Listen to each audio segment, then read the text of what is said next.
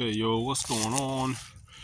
Today I'm gonna be working on repairing my chimney mortar. The outside of it is all cracking and falling apart. So we got some mortar in the in a bucket. We're gonna mix it up. This is the cheapest way to do it, since a bag of mortar is about $7, and one tube for the quick, easy way is $9, and one tube holds let me see, nothing. So for my needs, it would have been like 5 7 tubes on $9. Make the math, or I can just get one of these, $7, and mix it and do my own repair that way. And whatever I got left, either save it or give it. I got a neighbor that does construction. He can use some of the stuff that I got left over, and he's cool with me all the time. I don't have tools. He lends them to me. So whenever I got materials from a job, I'll just give it to him, and he can use them for his jobs. Add some water. Now we'll mix it up some. You wanna pour your water slowly and not put a bunch of it. If you can always add, you can't take away. Some of the stuff is a little chunky here. More water. You're gonna keep pouring water until you get the consistency you want. I want this one a little thicker because I'm gonna be working against gravity on the vertical chimney, so I don't want it to zip out. And then pretty sure they have a tool for how I'm gonna pour it in, but I'll show you something you have at home and you can use for this and be practical and cheap.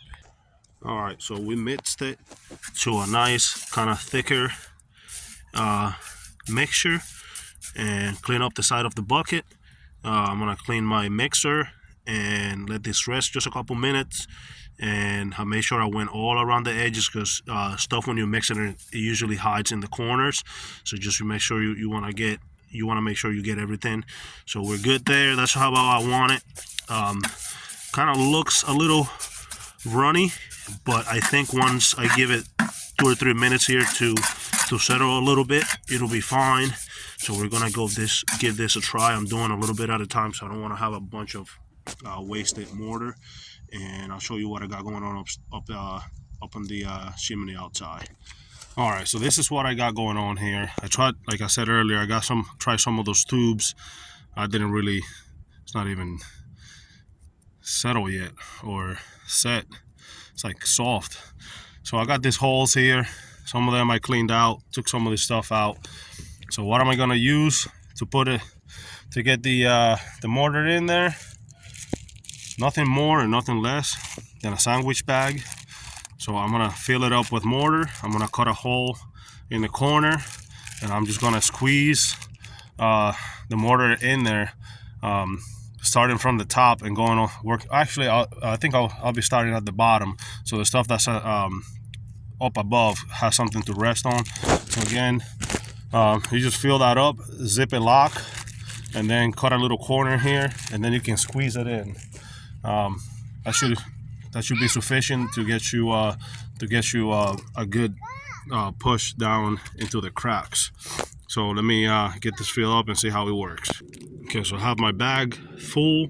I'm just gonna lean it back a little bit. I put it on my leg to rest it, to fill it up so the weight doesn't break it. And then I'm gonna cut that little corner and start pouring it. You can go as big as you need. I didn't go with a 1 gallon or whatever the biggest ones are, because I thought I didn't need that much. So we'll try this one out and see how it works. All right, we made a cut on the corner there, and let's give this a try. And we're just gonna pour it in there, and there it goes.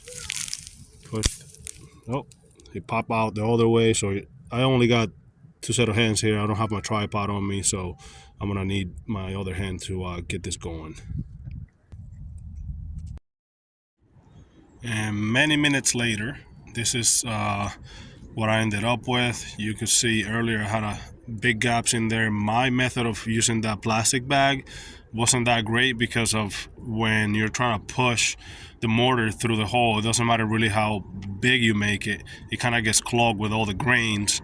But I was able to get a little more watery, more runny, and push some in the deeper cracks. For everything else, I use a little putty knife. And what I did is, for the vertical, for the horizontal stuff, I went from the bottom up and just fed it and fed it and fed it until I got everything I got as much as I could get in there until the cracks was kind of rejecting the mortar. So whenever I pushed and I saw that it wasn't taking it anymore, I knew it was filled. And then on the vertical stuff, I just went side, like from the side, and then push it in. Obviously, that needs cleaned up. From the bricks and make it look a little nicer, but just wanted to show you it's cold and miserable, and that goes for the weather myself out here, and I am done messing with this for today. It started raining now, but that's where I'm at. Just gotta clean it up to how you like it. Again, this is not a professional job, but something that will save you money if you're on a pinch and you need to get everything patched up for a couple more months or something like that. This will work. They do have a bag they make for pushing the mortar out. I think if you have that, it'll make the job so much easier. You can clean up. I mean, you can see here I got so much stuff that you can put a screwdriver in there, a flathead, and bring that out. And if you have one of those bags, it will make it a lot neater and faster. And but I just didn't know. I started doing it. Maybe whenever this needs done again, I get me one of those bags and do it properly. If you have any questions about anything, just go ahead and leave it in the comment box. Thank you for watching. The one thing that you could do also is you can take a tube of silicone, if it has a plastic back, the ones you can put in the guns to push it out, and you could, if you are able to get a rod through the tip and push the back of it out, you can feel the mortar in there and then put it on your gun. That'll be so much easier too, and it will save you some time and money. I didn't find any tubes that were like that. The ones I use from here had an aluminum backing, so whenever I try to push it out, it poked through. So I wasn't able to use that method. But I think it's worth the try if you have an empty silicone tube, or somebody can get you one. You can push that back out and then fill it up, put it back in, and then you can push it right through the gun. Again, thanks for watching, and if you have any questions, let me know.